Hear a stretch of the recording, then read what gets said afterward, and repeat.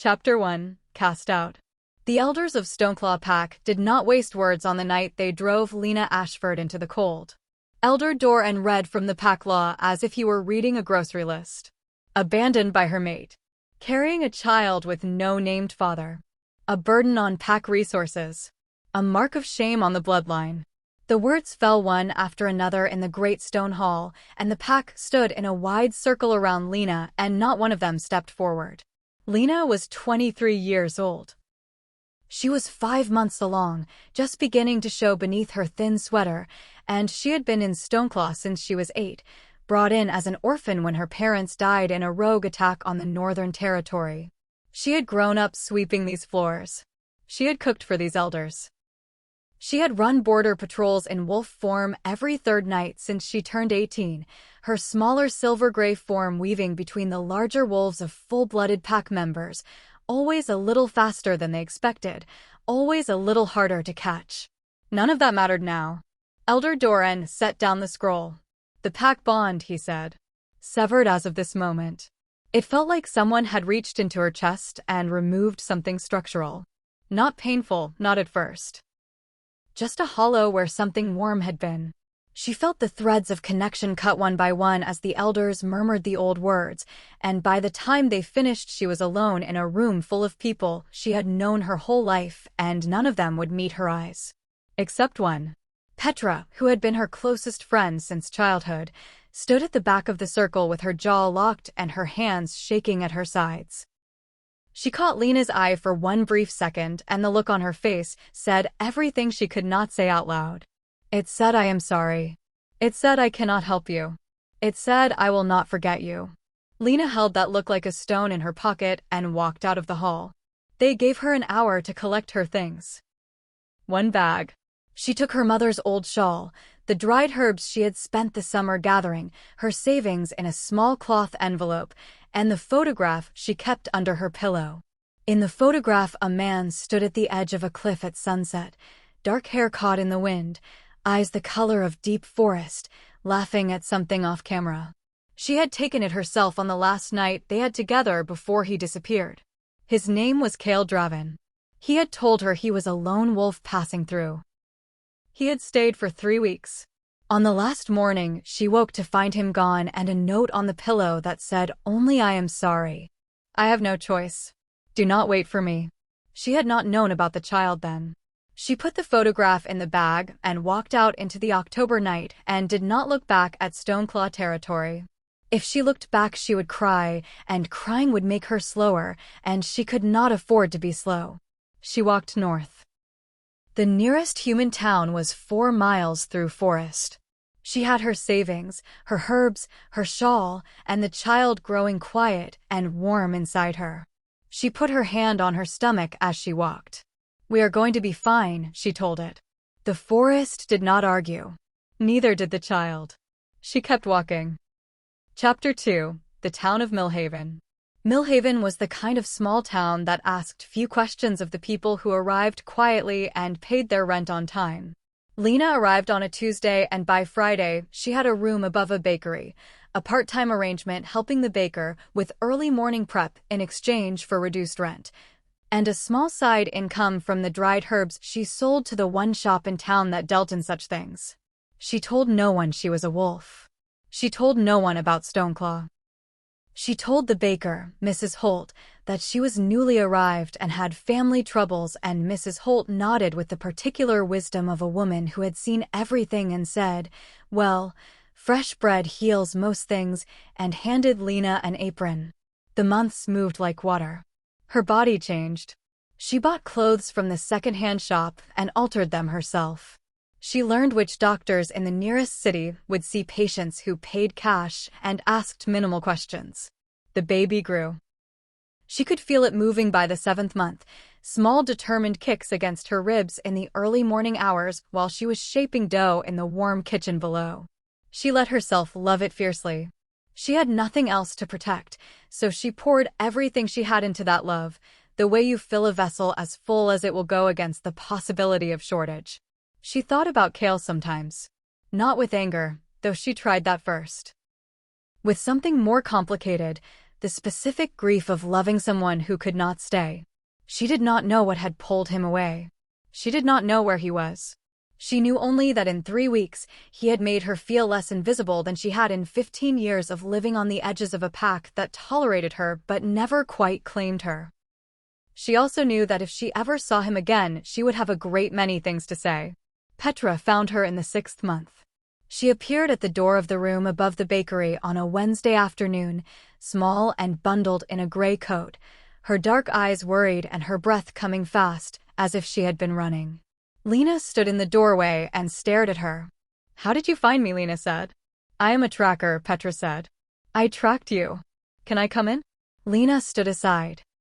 Petra sat on the small chair by the window and looked at Lena's middle, and then looked up at her face. "You look well," she said. Considering I was thrown out of my home while pregnant." "Yes, considering that." Petra's hands twisted in her lap. "Lena, things are changing in Stoneclaw. Doran is pushing for a new alliance. There are wolves coming from outside, a delegation, something big. I do not know the details, but the pack is nervous." "What does that have to do with me?" "Maybe nothing." Petra hesitated. "Or maybe everything." "There are rumors, Lena." "About who is leading the delegation?" Lena waited. "They say it is the new Alpha King," Petra said quietly. "They say his name is Dravin."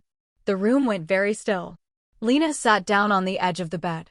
The child moved inside her a long, slow roll, as if it too was paying attention. "That is a common enough family name," she said. Her voice was steady. She was proud of that. Petra looked at the photograph on the windowsill. At the man at the edge of the cliff, dark-haired, laughing. Then she looked at Lena. "Yes," she said. "It is a common enough name." They sat in silence for a while.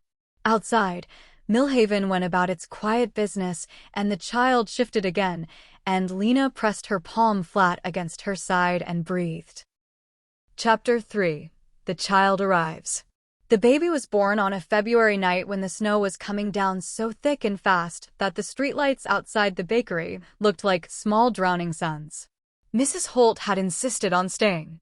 The doctor Lena had established care with arrived 40 minutes into labor, by which point Mrs. Holt had already talked Lena through the worst of it with the calm authority of a woman who had delivered 4 children of her own and assisted with 6 more. The baby was a boy. He was small and furious and entirely healthy, and he had dark hair, the fine dark hair of a newborn that stood up in all directions and made him look perpetually startled. He had Lena's nose and jaw. And he had eyes, when he finally opened them in the first hour, that were the particular deep green-gray of a forest scene from very high above. Lena recognized those eyes. She had spent 3 weeks learning to love them. She held him against her chest in the small room above the bakery while the snow fell outside and Mrs. Holt moved quietly around them, and the doctor packed his bag, and she looked at her son and felt something settle into place in her chest that she had not known was unsettled. She named him Ren. No middle name, no pack name, no father's name added. Just Ren. Small and whole and entirely hers. The first months were harder than she had imagined and easier than she had feared. She was tired in a way that went all the way to her bones. Mrs. Holt adjusted her work schedule and let her bring Ren to the kitchen in a basket while she worked. The herb income helped. Petra sent money twice, with no note, just an envelope with Millhaven postmarked from Stoneclaw territory, and Lena folded the money carefully and put it toward the small second-hand cot she found at the market. Ran was a good baby. Watchful. He observed the world with enormous serious eyes and seemed to be cataloging it carefully for future reference. By 3 months he was tracking movement across the room. By 4 months he was pulling himself upright against whatever surface he could reach, not quite ready to stand, but absolutely committed to the attempt. He had no scent of pack on him. He was wild and clean and entirely himself. Lena found she was glad of it. She did not think about Kael every day. Some days she did not think of him at all. Some days she thought of him constantly, turning over memory like stones, looking at what was underneath. On those days she reminded herself of what she knew for certain. He had left. He had said he had no choice. She did not know what that meant. She was not sure it mattered anymore. Wren was 4 months old when the rumors reached Millhaven. She heard it first from the woman who ran the herb shop.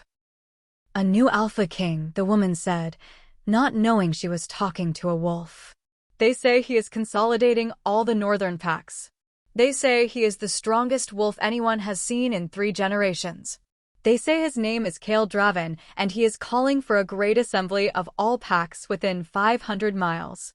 Lena carefully arranged the dried rosemary she had brought and said nothing.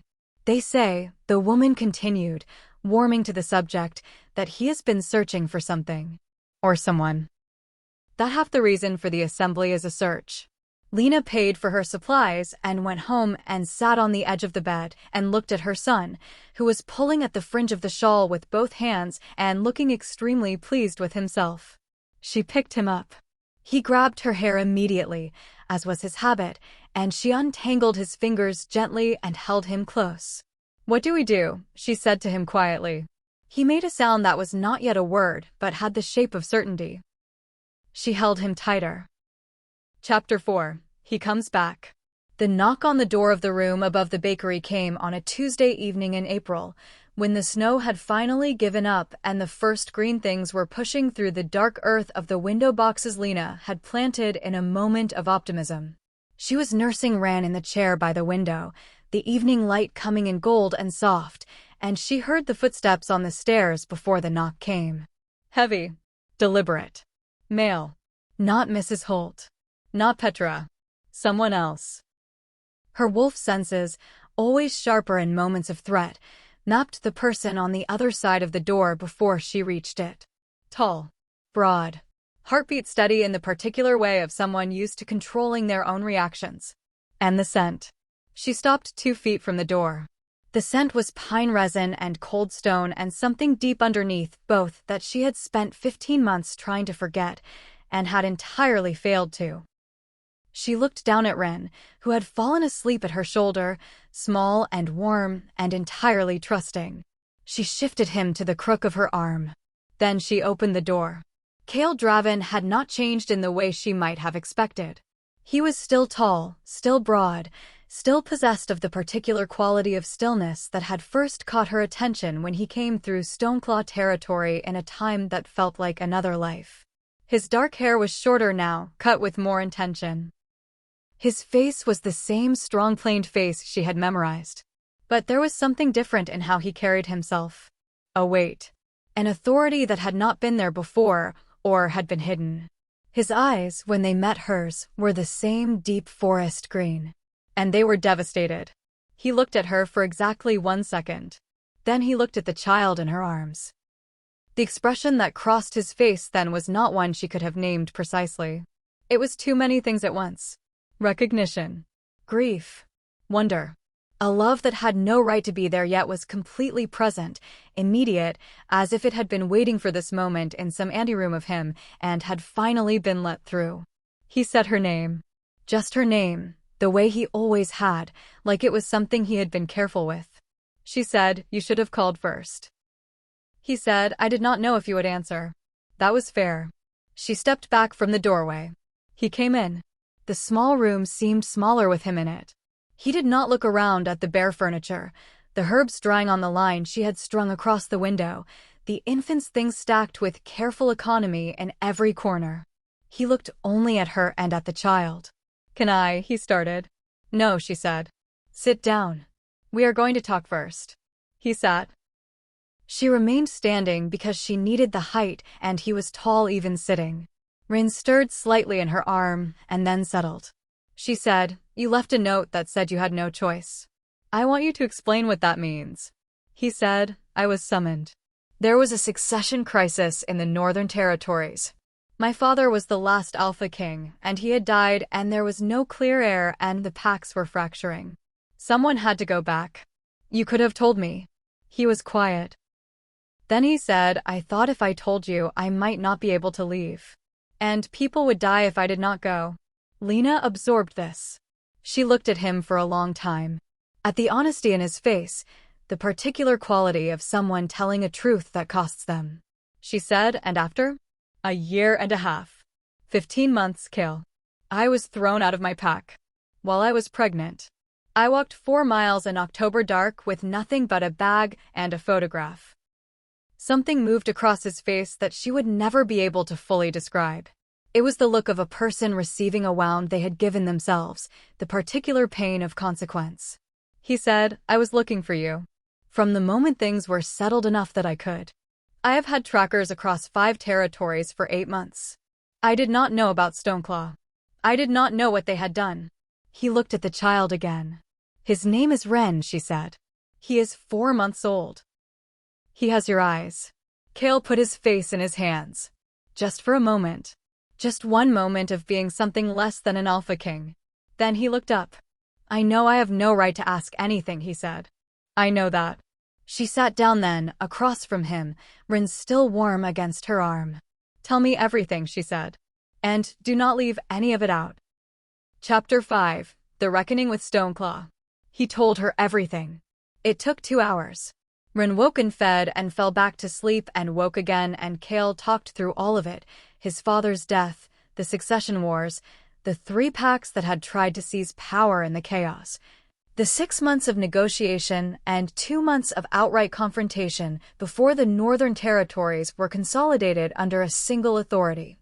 He had not wanted the throne. He had been raised for it, but had spent years avoiding it, moving through the territories as a lone wolf, which was how he had come through Stoneclaw in the first place. He talked about searching for her, the trackers he had sent, the false leads.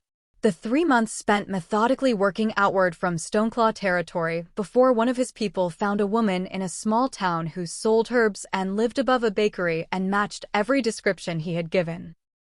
When he was finished, the room was quiet except for Ren's breathing. Lena sat with all of it. She was not a person who made decisions from the surface.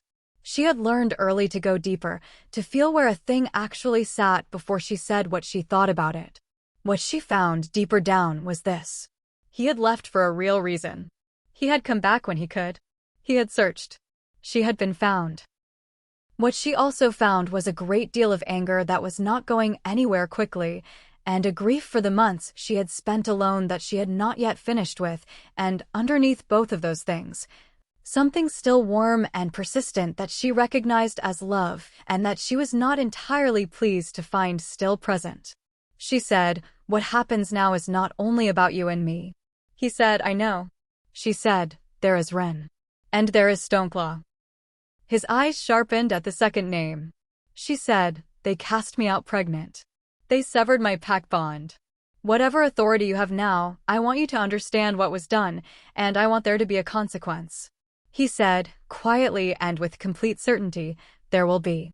The assembly of the Northern Packs was held 3 weeks later. Lena attended. This had not been certain. She had spent 2 weeks deciding, walking Ren through the streets of Millhaven in the mornings, thinking about what she wanted. Not what Kael wanted, not what was strategically wise. What she wanted. She wanted to stand in a room full of people who had thrown her out and have them see her whole. She wore her mother's shawl and carried Ren in a cloth sling against her chest and walked into the great assembly hall with her chin level and her steps unhurried. The hall was full of wolves from 7 packs, the elders and alphas arranged in a semicircle before the raised dais where the alpha king would stand. She felt eyes on her from the moment she entered. She felt the whispers starting. She found Petra in the crowd. Petra looked at her as if she had risen from the dead, which was not inaccurate. Then the doors at the far end of the hall opened and Kael walked in. She had known he was powerful. She had understood it intellectually from what he had told her. But there is a difference between knowing a thing and seeing it. Kael Dravin walking into a room as Alpha King was like watching a tide come in. The air changed. The wolves in the room, regardless of pack or rank, felt the authority of him before he spoke a word, an instinctive recognition of dominance that went below thought. Even the elders of Stoneclaw straightened. He took his position on the dais. He scanned the room once. His eyes found Lena with the precision of someone who knew exactly where she was standing before he looked. He addressed the assembly. He spoke about the new structure of the Northern Territories, the laws that would apply to all packs under his authority, the consequences for violations. He spoke clearly and without performance, the way people speak when they have nothing to prove. Then he said, "There is a particular matter I will address before this assembly as witness." The room went quiet in a different way. He said, "Stoneclaw Pack, in violation of basic wolf law, cast out a female wolf while she was with child. They severed her pack bond. They gave no consideration to the reason she had no named mate, which was that her mate had been called away under circumstances of succession crisis and had been unable to communicate the nature of his departure. This wolf survived alone. She raised her child alone. She asked nothing of any pack." He paused. He said, "The child she carries is my son." The silence in the room was absolute. He said, "As Alpha King, I am dissolving the current Elder Council of Stoneclaw. The pack will continue under new leadership selected by pack vote within 30 days. The wolf they cast out is Lena Ashford. She will not be required to return to Stoneclaw if she does not choose to. She will, if she chooses it, be recognized as the mate of the Alpha King and afforded every protection and honor that carries." He looked at her across the hall. Just looked at her. He said, "That choice is entirely hers." Elder Dravin had gone the color of old ash. He opened his mouth. Kael said, without raising his voice, "Do not." Elder Dravin did not. Chapter 6. Her Choice. They gave her a room in the hall where the assembly was being held, a proper room with a fire and a cot for Ren, and after the assembly concluded and the delegates from the 7 packs dispersed to their accommodations, Kael came to her door. He knocked. He waited. She opened it. He was still in the formal clothes of the assembly. He looked tired underneath the authority, the way people look when they have been carrying something heavy for a very long time. She stepped back and let him in. He sat in the chair by the fire. She sat on the edge of the bed. Ran was sleeping in the cot between them, making the small sounds of a deeply contented 4-month-old. She said, "That was something you did today." He said, "It was the least of what was owed." She said, "Elder Dravin looked like he might be sick." He said, "He will find other employment." She almost smiled. She stopped herself because she was not finished being angry, and she wanted to be honest about that. She said, "I need you to understand that what I decide has nothing to do with what you want. Or what is politically convenient. Or what looks a certain way to the northern packs." He said, "I know that." She said, "I survived without a pack. I built something without anyone's help. I know how to do it. Whatever I choose from here, it is not because I need rescuing." He said, "I would never think that.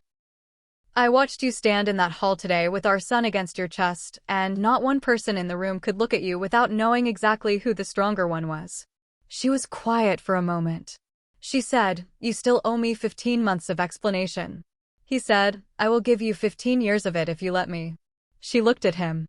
At the face she had been carrying around in a photograph for a year and a half. At the man who had left and come back and who had, she had to admit, done more than she had expected once he found her. She thought about Ren growing up knowing his father. She thought about what it felt like when Kael had walked into the room and his eyes had found her across the crowd and stayed there. She thought about the warmth she still felt when he was near, the specific and inconvenient warmth of loving someone. She said, "I am not moving into a palace immediately. Or whatever wolves call it." He said, "It is more of a large lodge. But we can take it slowly." She said, "You will need to be patient." He said, "I have been patient for 15 months. I can be patient longer." She said, "And you are going to tell me everything. Every decision. Every problem.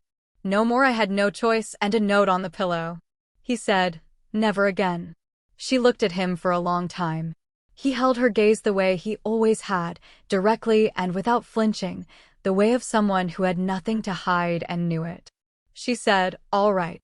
He said, "All right." Ran made a small sound in the cot. They both looked at him.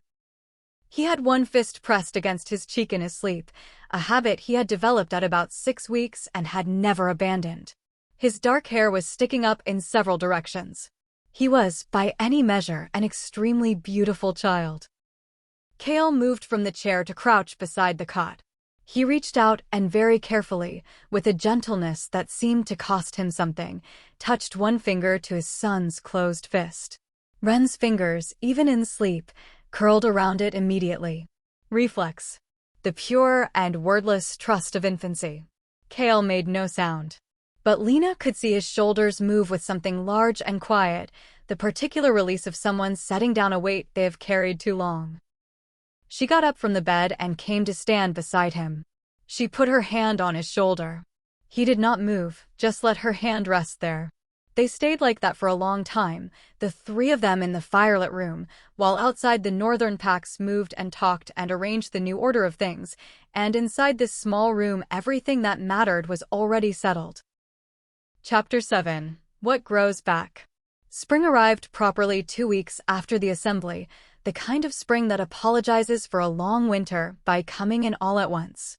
The lodge that Kael called home, and that she refused to call a palace, though it was large enough that she kept finding new rooms well into the second month, sat at the edge of old-growth forest above a valley that changed color slowly from brown to green as the weeks passed. She brought everything from the room above the bakery. The herbs, the shawl, the photograph, which she put on the windowsill of what became her sitting room, and which Kael looked at once with an expression she chose to interpret as appropriately humbled. She brought the small cot and the second-hand chair and arranged them exactly as she liked, which Kael observed without comment. She did not immediately give up being Lena Ashford, who had survived alone. That was not a thing to give up quickly. It had cost too much to earn. But she let things grow, the way you let a garden grow when you have prepared the soil and planted the seeds and done everything right, and then you have to simply wait and not pull at things to make them go faster. She watched Kael with Ren. There was something in this that she had not been prepared for. He was not awkward with the baby. He had none of the uncertain fumbling she might have expected from a man who had not been present for the first 4 months. He was careful and attentive, and he learned quickly. He learned how Ren liked to be held when he was fussy, high against the left shoulder, and how he needed a certain amount of time each morning lying on the floor looking at things before he was ready to be picked up, and how the sound of a low continuous hum, not music exactly but just sound, settled him at night better than anything else. She caught Kael humming to him one night at 3 in the morning when she had gone to the kitchen and found them both there, Ren wide awake against his father's chest and Kael swaying slightly by the window, humming something low and formless into the dark. She stood in the doorway and watched and said nothing. Petra came to the lodge in May. She stood at the entrance with her bag in hand and the particular expression of someone who has decided to do something large and needs only a moment more to commit. Lena opened the door wide. Petra said, "I resigned from Stoneclaw. I know you did not ask me to." Lena said, "There is a room at the end of the east corridor. It has a good view of the valley." Petra said, "That sounds acceptable." She came in. The new Stoneclaw Council sent a formal letter of apology in June. It was 12 paragraphs long, and Lena read it once, sitting at the table in the kitchen in the early morning before anyone else was awake, with Ren on her lap pulling at the edge of the paper and Kael's tea going cold on the counter behind her. She put the letter down. She thought about the night in October when she had walked out of the stone hall with a hollow where the pack bond had been. She thought about the 4 miles in the dark with one bag. She thought about the room above the bakery and the herb money and Mrs. Holt's steady presence and Petra's unmarked envelopes. She thought about Ren arriving in February with the snow outside and the look on his face when he first opened his eyes, that absolute and uncomplicating openness, the pure new self of him. She thought about Kael finding her. The knock on the door. His face when he saw the child. She picked up Ren, who protested briefly at being separated from the interesting paper, and then settled against her with his usual efficiency. She pressed her cheek to the top of his dark head. Kael appeared in the doorway. He was always earliest in the mornings, she had found.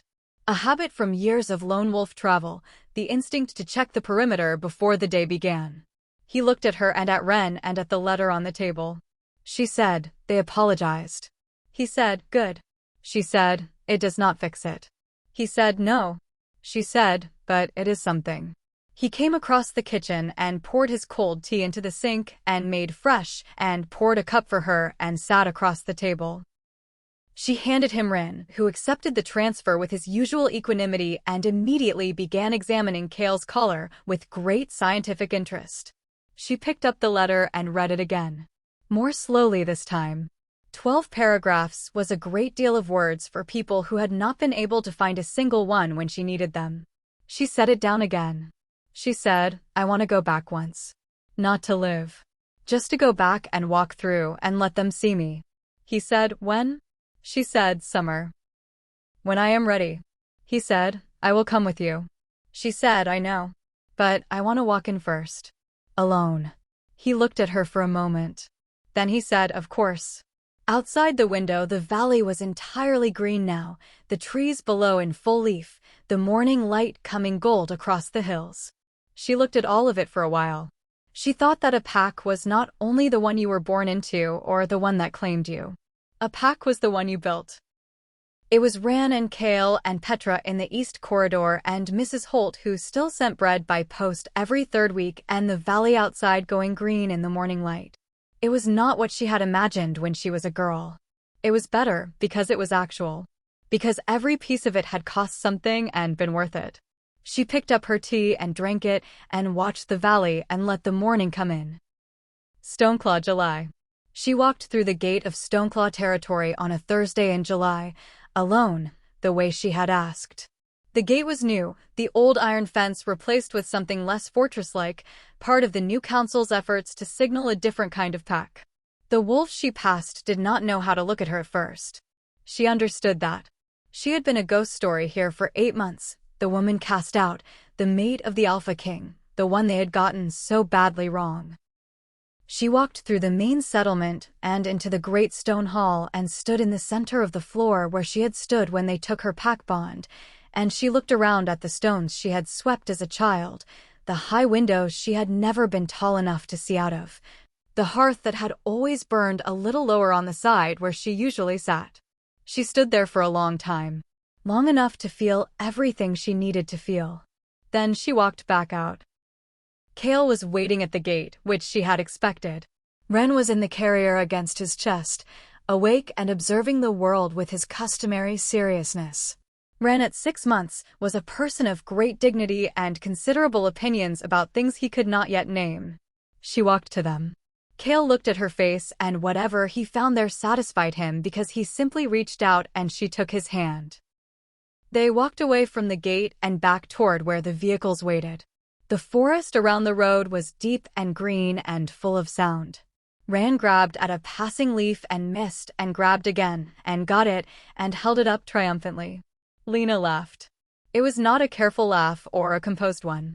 It came from the place where everything that had been taken from her and everything she had rebuilt and everything she had chosen lived together, not neatly, but honestly.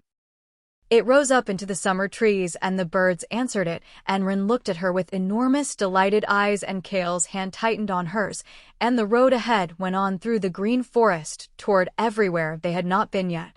She had been cast out with nothing. She had built everything. She walked forward.